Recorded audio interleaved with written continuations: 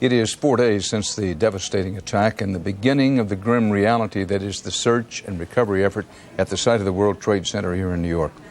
Scott Pelley has the latest on that. Good evening, Scott. Good evening, Dan. The search and recovery effort is a 24-hour operation, all day, all night, all conditions. It's a beautiful night in Manhattan tonight, but it wasn't this morning. Once again, we were at ground zero with the rescue workers early this morning when rain was added to the mix of misery. After midnight, a storm moved through Manhattan. And in the silent, deserted downtown, the rolling thunder felt like an echo of Tuesday's terrible roar. Through the night, drenching rains came and went, making the debris slippery and much heavier. Where there is no chance for a rescue, heavy equipment is now pulling at the debris.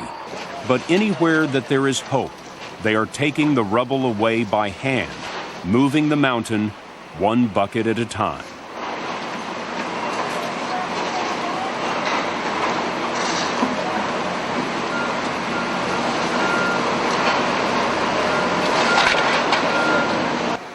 No one has been found alive in here since the first few hours after the collapse, not in 3 days. But still, they look and listen and wonder whether there is a space, a small place where life exists inside what has become a vast tomb for thousands. This morning, the disappointment was showing again. So many hours with no good news. Michael Caruso is a firefighter from Cape Cod. It must be frustrating. It is. It's very frustrating. The magnitude of the work here, it's going to be weeks to get it all done. It feels like weeks already for the many thousands who haven't heard from their loved ones. So many places in the city now are papered with the faces of the disappeared. Looking for my dad. Bob Ferris's father was in one of the towers. He was on floor 102 of the building. I was really concerned because my dad and I were very close. And, we used to hang out at lunchtime. He'd come from the World Trade.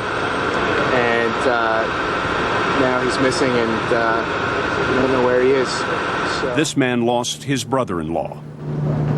It's impossible to believe that this has happened. Still.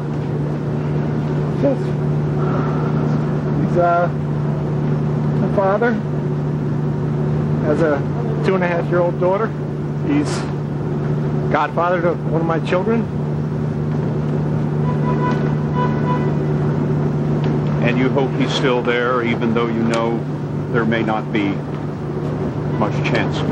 There's no chance, I don't think. I hope, but we just pray.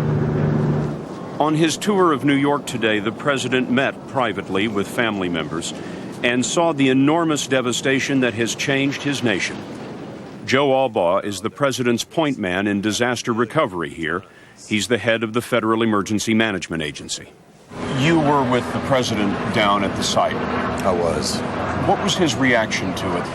Well, he has a torn heart, much like most of America does right now. But I will tell you the resilience that he saw in the eyes of the workers, fire, police, emergency crews, that spirit that we have here in America is just an affirmation of his resolution to not only see this through, but see the crisis at hand through to the bitter end. What are the chances? No one has come out of that building alive since the first day. Right. No one ever came out of the Oklahoma City building alive after the first day. Right. We're on day 4. What are the chances? It's tough. You never know. I mean, you've got Twin Towers there. There's a lot of pancaking that has taken place. There could be significant pockets. I don't want to raise false expectations, but there could be pockets where people could still be alive, and that's what we're working hard at achieving. We're never going to give up hope, but time is working against us right now. How do you deal with that? Pray. Suck it up. go in and do the job you have to do. That's why I admire the bravery and the dedication of men and women who put their lives on the line right now as we speak down on the pile. How long does that operation go on down there at the end of the island? Is this weeks? Months? Months. You have to keep in mind, maybe you don't know, there is at least 500,000 tons of debris that has to be removed. You have bodies, hopefully victims that are still alive, and it's a crime scene, so it's painstakingly slow to go through. I have the sense, quite understandably so, that you're very deeply affected by this. Yes. I was here a week ago with Rescue 1, and they were one of the ones who were first on the scene. Chief Ray Downey was on my left, Captain Terry Hatton was on my right. I sat around a table of the entire crew that was on working that shift. Here they are a week later, they're all gone. Yeah, it takes its toll. It affects you. It's the toughest thing I've ever done.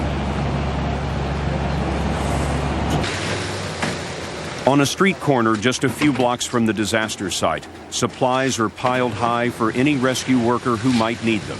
All right, we got, oh, great, dry socks. Catherine Hopper, a woman from the neighborhood, has finally found a place to volunteer. I went to the police station. They really didn't need my help. Red Cross is booked. Got turned away from the Javits Center, and I could not sit in my apartment anymore. So I came over, and Paul said, just grab a hand, and it just... Policemen and firemen drive up, and we give baby wipes and food and socks and underwear and anything they might need. I don't know where it came from, but people are just handing stuff out. She's like many New Yorkers. These days, they have to stay busy to keep the anger under control. I mean, how the hell could you do that to innocent people? And now I'm angry. I mean, I've gone from crying to now I'm angry and I want retaliation. I want it swiftly. I mean, I want no man standing who did this to us. On the mountain, anger is laid aside for now, masked by weariness. The sleek columns of steel that soared into the sky, pride of a nation, are handed out broken one piece at a time. There will be many nights and months to go before they reclaim this sacred ground. Joe Albaugh, the director of the Federal Emergency Management Agency, told us that there are 5 emergency mortuary teams that have come to New York City. These teams are capable of doing the very latest DNA analysis. They will be involved in identifying any bodies that may be found in the wreckage. Dan? Scott Pelley, thanks.